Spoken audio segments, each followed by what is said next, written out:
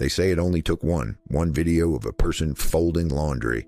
Sunday Robotics announced it 2 weeks ago. The robot is called Memo, the model ACT2. The claim, one fine-tuning example taught it a behavior that generalizes.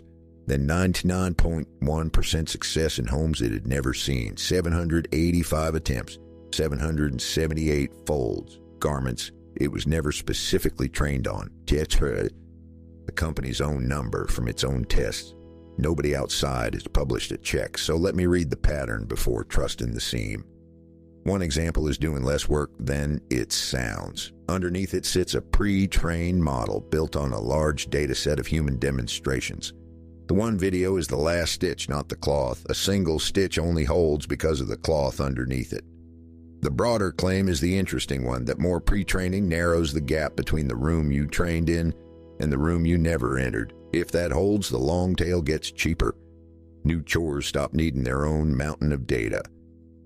If any context is doing a lot of work, diverse unseen homes is not any context, and 99.1% still means 7 failures. 7 small holes in otherwise good work.